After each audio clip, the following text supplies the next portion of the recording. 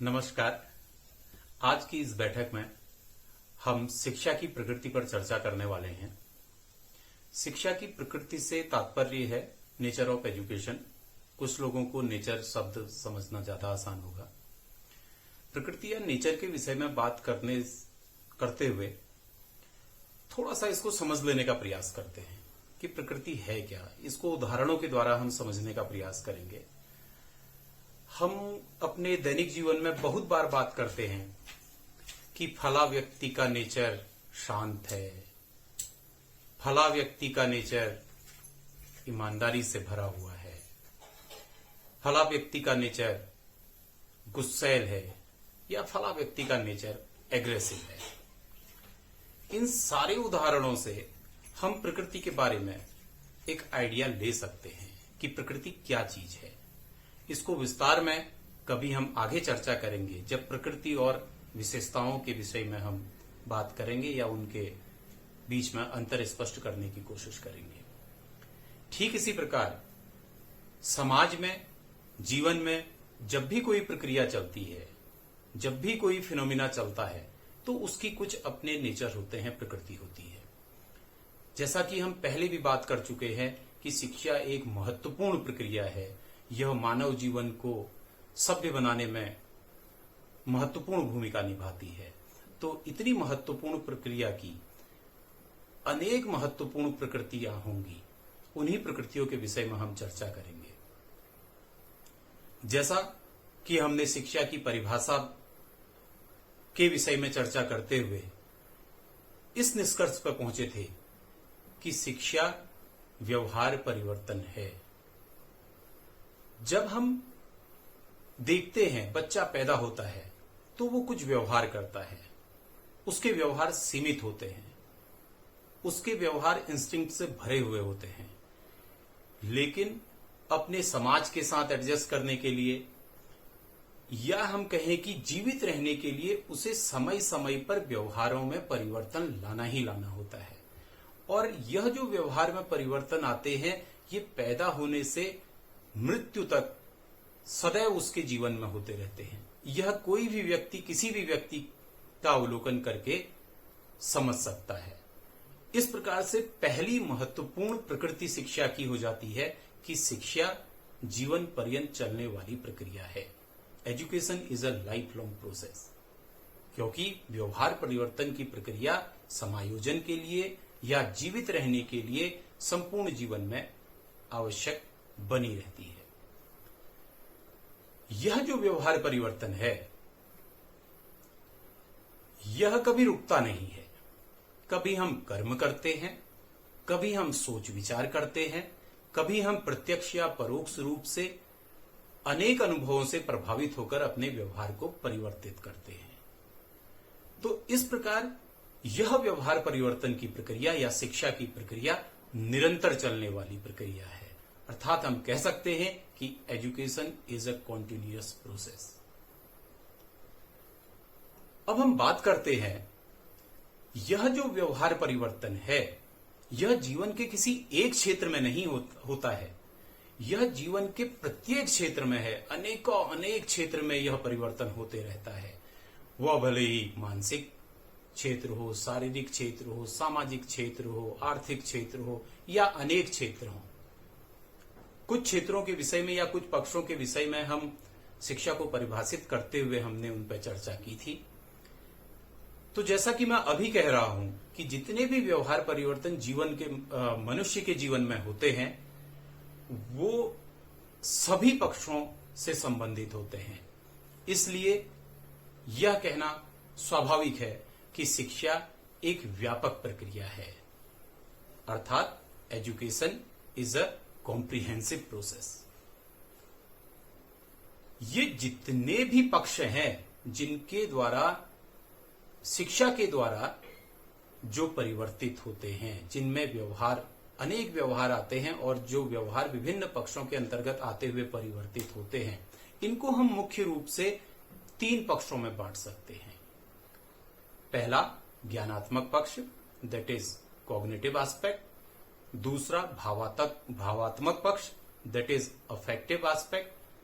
तीसरा क्रियात्मक पक्ष, दैट इज साइकोमोटर एस्पेक्ट। इस प्रकार कहा जा सकता है कि अगली जो शिक्षा की प्रकृति है उसमें हम कह सकते हैं कि शिक्षा के मुख्य रूप से 3 पक्ष होते हैं, ज्ञानात्मक, भावात्मक और क्रियात्मक। ज्ञानात्मक पक्ष हमारे ज्ञान में वृद्धि करता है, भावात्मक पक्ष हमारे संवेगों को किसी वस्तु के प्रति, किसी प्रक्रिया के प्रति संवेदनशील बनाता है, तीसरा क्रियात्मक पक्ष हमने जो ज्ञान प्राप्त किया है उसको हम कैसे उपयोग करें, ये क्रियात्मक पक्ष के अंतर्गत आता है। और शिक्षा की प्रक्रिया के ये तीनों ही पक्ष समान रूप से महत्वपूर्ण है। इसमें हम यह नहीं कह सकते हैं कि कौन सा पक्ष अधिक महत्वपूर्ण है, कौन सा पक्ष कम महत्वपूर्ण है। जब भी शिक्षा की प्रक्रिया के द्वारा व्यवहार परिवर्तित होता है, वह व्यवहार में परिवर्तन अंतिम नहीं है।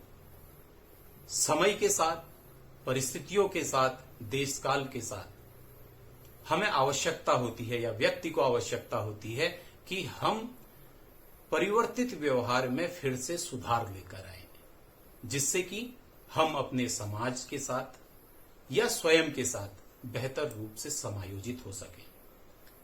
इसलिए शिक्षा की अगली महत्वपूर्ण प्रकृति है कि शिक्षा सेल्फ करेक्टिव है। शिक्षा आत्म सुधार की प्रक्रिया है। शिक्षा स्वयं के द्वारा जो परिणाम प्राप्त होते हैं उनमें स्वयं ही फिर से सुधार कर लेती है। जब हम व्यवहार की बात करते हैं और शिक्षा की बात करते हैं, अभी तक हम ये जान चुके हैं शिक्षा और व्यवहार का संबंध बहुत घनिष्ठ है, लेकिन शिक्षा और वांछनीय व्यवहार का संबंध घनिष्ठ है। और ये वांछनीय व्यवहारों का संबंध सीधे सीधे समाज से होता है। समाज जैसा व्यवहार चाहता है किसी व्यक्ति से, वही व्यवहार वांछनीय व्यवहार है। इसलिए शिक्षा एक सामाजिक प्रक्रिया है, that is education is a social process. जब हम बात करते हैं व्यक्ति, समाज और शिक्षा की, तो व्यक्ति और समाज के सामने या व्यक्ति या समाज के सम्मुख अनेक बार अनेक समस्याएं उपस्थित होती हैं।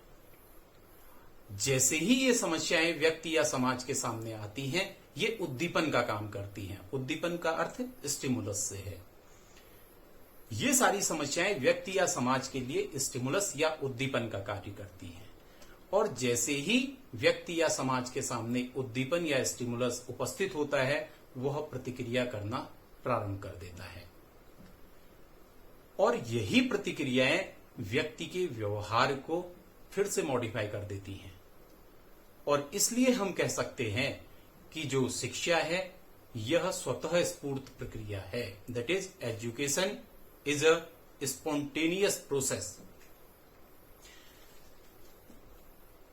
जब भी हम शिक्षा की बात करते हैं, शिक्षा मनुष्य के व्यवहार को परिवर्तित करती है और व्यक्तियों से मिलकर समाज बनता है। जब समाज के नागरिकों में वांछनीय व्यवहार प्राप्त होते हैं तो समाज प्रगतिशील बनता है।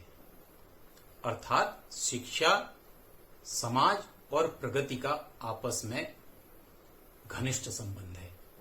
इसलिए यहां पर यह कहा जा सकता है कि शिक्षा की अगली महत्वपूर्ण प्रकृति प्रगतिशील होना है।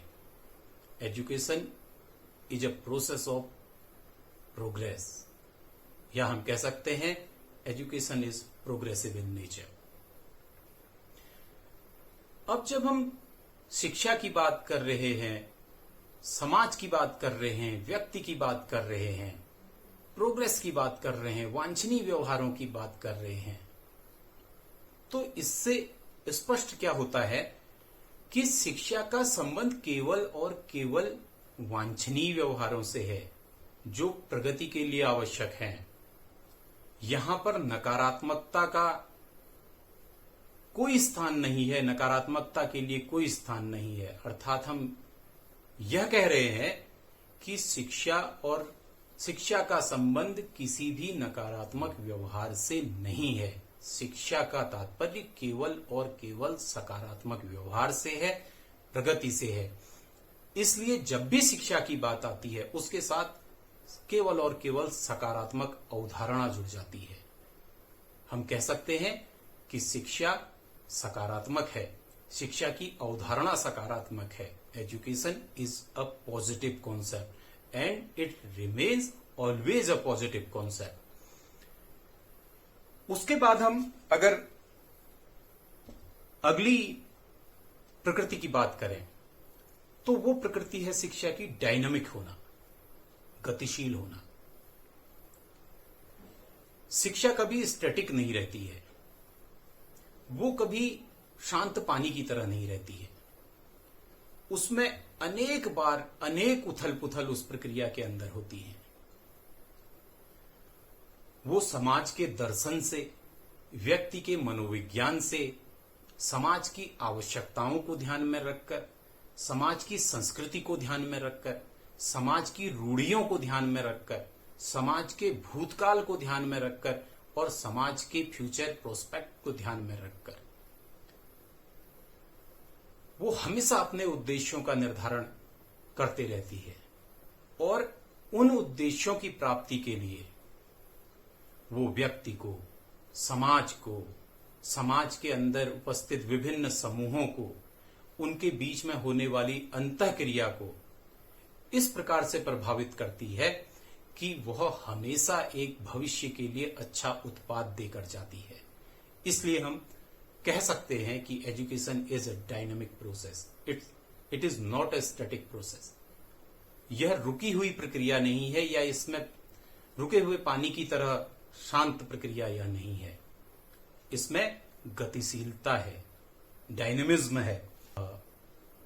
संभवतः आप लोगों को शिक्षा की प्रकृति के विषय में यह चर्चा पसंद आई होगी, इससे आप लाभान्वित हुए होंगे। मैं एक बार फिर से रिवाइज कर देता हूं। वो प्रकृतियां है, शिक्षा जीवन पर्यंत चलने वाली प्रक्रिया है, शिक्षा निरंतर चलने वाली प्रक्रिया है, शिक्षा एक व्यापक प्रक्रिया है। शिक्षा की प्रक्रिया के 3 पक्ष हैं, ज्ञानात्मक पक्ष, भावात्मक पक्ष और क्रियात्मक पक्ष। शिक्षा एक पॉजिटिव अवधारणा है, यह एक सकारात्मक अवधारणा है। Education is self corrective process, शिक्षा आत्म सुधार की प्रक्रिया है, यह एक सामाजिक प्रक्रिया है, यह एक प्रगतिशील अवधारणा है, यह स्पॉन्टेनियस प्रोसेस है, यह एक स्वतः स्फूर्त प्रक्रिया है, इसकी प्रकृति प्रगतिशील है, प्रोग्रेसिव है और इसका नेचर डायनामिक है, गतिशील है। धन्यवाद, नमस्कार।